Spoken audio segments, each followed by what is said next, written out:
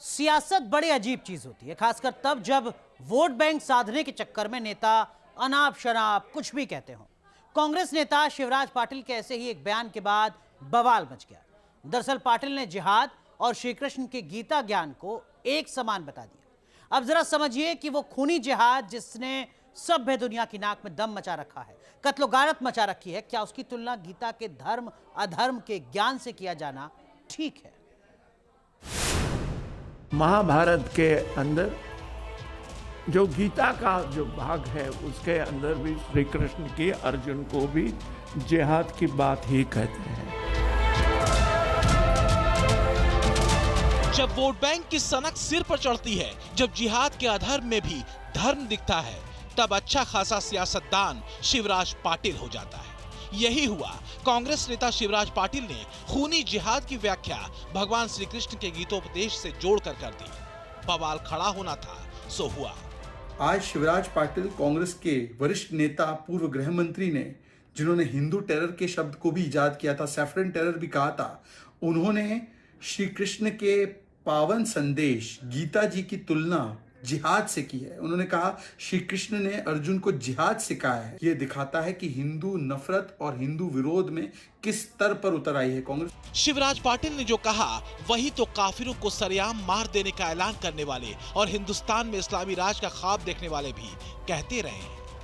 ये वो भी कहते हैं जो पूरी दुनिया में जिहाद के नाम पर गैर मुस्लिम बच्चों, महिलाओं और मर्दों को जिबह करते घूमते फिरते हैं। यहाँ पर कहा जाता है कि इस्लाम धर्म के अंदर जिहाद की बहुत चर्चा हुई है। जिहाद की बात तब आ जाती है जबकि सारे मन के अंदर स्वच्छ विचार होने के बाद भी अगर उस प्रकार से काम करने की कोशिश करने के बाद भी अगर कोई वो समझता नहीं है, वो नहीं करता है, तो कहा जाता है को आपको अगर शक्ति का उपयोग करने का है तो वो करना चाहिए।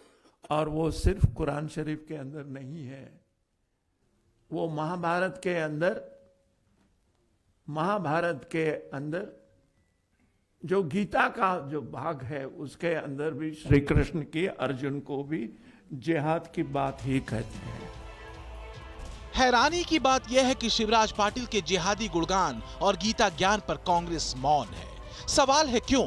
क्या वोट बैंक की अपीजमेंट के फेर में ये मौन कांग्रेस की मजबूरी बन चुका है, या फिर पाटिल के नूतन उपदेश में किसी खेल की गुंजाइश है?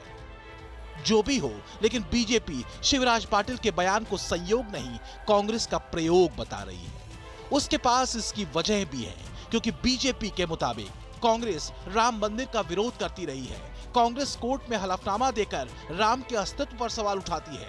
हिंदुत्व की तुलना वो आईएसआईएस से करती है और भगवा आतंकवाद की शब्दावली भी वही करती है। राम मंदिर का विरोध करना, राम जी के अस्तित्व पर सवाल उठाना हलफनामे में, फिर उसके अलावा हिंदू टेरर कहना, हिंदुत्व को आईसिस और बोको हराम से जोड़ना, 26/11 का दोष पाकिस्तान से हटाकर हिंदुओं पर डालना, और अब सारी सीमाएं लांघकर जिस प्रकार की शब्दावली गीता के बारे में, श्री कृष्ण के संदेश और उपदेश के बारे में इस्तेमाल की गई है, ये दिखाता है कि हिंदू नफरत और हिंदू विरोध में किस स्तर पर उतर आई है। दरअसल मुद्दा है समझ का और बेहद समझी हुई सियासी चाल का। एक तरफ राहुल गांधी भारत को जोड़ने निकले हैं, तो दूसरी तरफ शिवराज पाटिल जैसे नेता खूनी जिहाद, मजहबी फसाद और गीता के पवित्र धर्मोपदेश में समानता खोजते हैं। सवाल ये है कि क्या जिहाद का कत्लेआम, गीता का ज्ञान एक ही है? क्या गीता में काफिरों को मारने की बात कही गई है?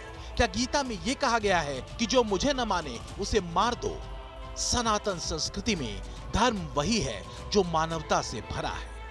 सनातन संस्कृति में जो नास्तिक है उनके लिए भी जगह है, जो आस्तिक हैं उनके लिए भी अधर्म करने पर सजा का प्रावधान है। लेकिन कांग्रेस के मुस्लिम तुष्टीकरण और वोट बैंक की सियासत को क्या कहें? तो क्या झूठी धर्मनिरपेक्षता के नाम पर ऐसे ही सतही ज्ञान को कांग्रेस ने गढ़ा है? क्योंकि एक लंबी फहरिस्त दिखती है कांग्रेस के भीतर ऐसे नेताओं की जिनके वोट बैंक की सियासत के निशाने पर हिंदू और सनातन धारा रही है। तो क्या बोको हराम, तालिबान, अल कायदा, लश्कर तैयबा, अल नुसरा फ्रंट मानवता का संदेश लेकर जिहाद करने निकले? क्या ऊपर वाले की मर्जी से दुनिया भर में गैर मुस्लिम मासूम बच्चों, महिलाओं और लोगों की बर्बर हत्याएं कर रहे हैं? पूछना तो होगा कि हर इंसान में भगवान का रूप देखने वाले श्री कृष्ण के भगवत गीता के महान संदेश को सन की मजहबी और नफरती जिहाद से जोड़ना क्या ठीक है, या फिर तुष्टीकरण की सियासत की ये वो पैंतरेबाजी है जिसके लिए कांग्रेस सिद्ध रही है। Team news nation.